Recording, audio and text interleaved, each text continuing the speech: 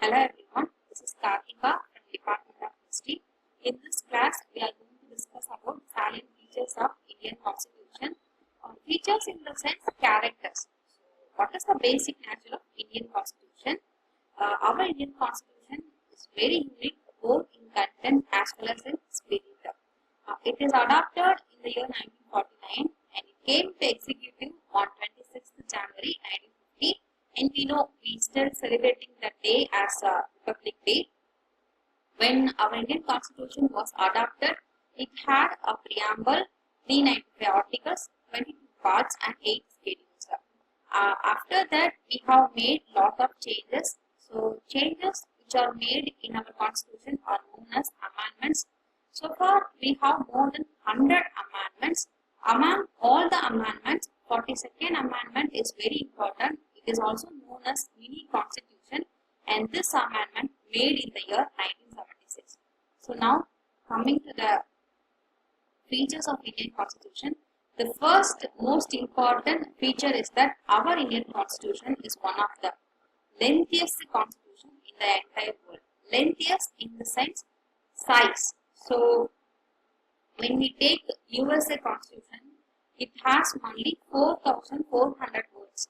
But in our Indian Constitution, it has 1.4 lakhs words. So why do we have such a long or such a lengthy Constitution? For that, we have many reasons. So among them, 3 reasons are very important. First one, geographical vastness. So India is a very big country. So for each and everything, for each and every kind of people, we need to make laws. We need to take care of them. So it is very normal for you to have such a big constitution, and we have only one constitution for both center and state. So we need to have rules and regulations for each and everything. So we have a lengthiest constitution. And the third thing, historical reasons. So our Indian Constitution already actually developed from many other previous acts like Indian Council Act of 1935 and all the things. So all those things are included in our Constitution, which developed our Constitution as a lengthiest one. And the second thing is our Indian Constitution is a written Constitution. So in the world there are 2 different types of Constitution. One is written Constitution and another one is unwritten Constitution. So for written Constitution, you can take India, USA and all the countries for example. And for unwritten Constitution, we can take UK, Netherlands, Israel as an example. So unwritten Constitution in the sense, they will not have a single document to be called as a Constitution. They will have different acts in different documents. So those different acts are not combined into a single document. So that is why we call them as unwritten Constitution. And the next one, our Indian Constitution is drawn from different sources. So we borrowed lot of things from lot of Constitution. Our people that Ambedkar and all the people studied all the existing Constitution and took all the good things from all the different Constitution and included them into our Constitution. For example, parliamentary form of government is taken from UK. Directive principles of state policy is taken from Irish government. So like that, all the good things from all the government are taken and made into our Constitution. Our Ambedkar called our Constitution like the Constitution as Constitution. He gave a statement like our Indian Constitution prepared after ransacking all the known Constitution of the world.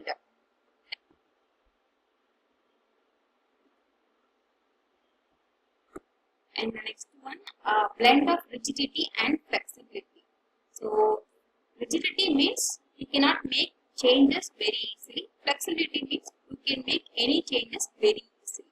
You can take USA good example for rigid constitution and UK for flexible constitution. Indian Constitution is mixture of both rigidity and flexibility. In certain parts of Indian Constitution can be changed easily, but for certain parts of Indian Constitution you need special majority and it is not very easy to make any changes. That is why we say Indian Constitution as a blend of both rigidity and flexibility.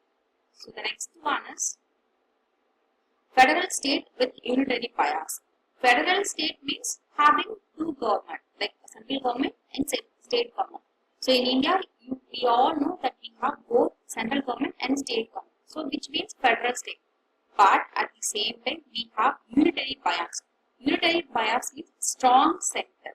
So we have characters of both federal government as well as unitary government. So it is a blend of both governments. For federal government, you can take division of power as a good example. For unitary state, you can take single citizenship nature of Indian government as a good example. So India is a mixture of both. Interestingly, the word federation is not mentioned in any part of Indian constitution. Even in Article 1, we said that India is a union of states, but we never said it is a federation or anything. That is why Indian federalism is also known as quasi-federalism as well as bargaining federalism. Parliamentary form of government. In India, we have parliamentary form of government. Here, the government is divided into three categories: legislative, executive, and judicial. Legislative power is given to Parliament. In India, Parliament is holding high power over executive, judicial, all the things. So that is why we say that India is having parliamentary form of government, and this parliamentary form of government is also known as Westminster form of government. We took this particular nature from UK. There only they had that, and later we also adopted that. And presence of parliamentary form of government. So there are certain features of parliamentary form of government which you can find in Indian Constitution, Indian government, like nominal head, real executive. So in India, president is a nominal head and prime minister is the real executive, and the collective responsibility of Indian cabinet to the parliament. So by all these things, we can say that India is having parliamentary form of government. And the next one, integrated and independent judiciary. Integrated means having different levels of court. So we know we have district courts, state, high courts, and we have till that Supreme Court. So that is called integrated. So all these different courts are connected. They are like chain. They don't act independent. That is why we say like we have integrated judiciary and independent judiciary. In India, judiciary is known as guardian of Indian Constitution. They are the one having the major duty to protect the Indian Constitution. So for that, it should possess independent. So for that purpose, we gave full independence to Indian judiciary through different features. For example, security of tenure of the judges. So that is also very important. And the next one is fundamental rights. So fundamental rights are placed in Part 3 of Indian Constitution. We have 6 fundamental rights, and all these fundamental rights are justiciable. Justiciable in the sense, if these rights are violated, any Indian citizen can go to court for case and they can protect their fundamental rights through legal remedies. But at the same time, these fundamental rights can be suspended if there is national emergency. So only during a national emergency, the state can suspend the fundamental rights. So the next thing is fundamental duties. When we adopted our Indian Constitution, we don't have this fundamental duties and all the things. Later only we added fundamental duties, and we adopted this concept of fundamental duties from USSR. And these fundamental duties are included into the Indian Constitution through 42nd Amendment in the year 1976 as per the recommendations of Swaran Singh Committee.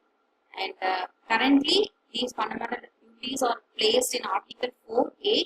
We have 11 duties. All the 11 duties are not justiciable. Then secular state. This is a very unique nature of Indian government. This one also added into the Indian Constitution through 42nd Amendment. Secular in the sense there is no official religion for Indian state. All the religion all the people who are belonging to any religion are equal in front of Indian Constitution. So that is the basic concept. So in India, Indian Constitution will have a positive approach toward all the religion, which means Indian Constitution will respect all the religions. That is the basic thing. So next, universal adult franchise. In India, all the people who completed 18 years are given voting rights irrespective of anything. So earlier it was fixed as 21. Through 61st Amendment, this voting age changed from 21 to 18 in the year 1989. So these are the very important salient features of Indian Constitution. Thank you.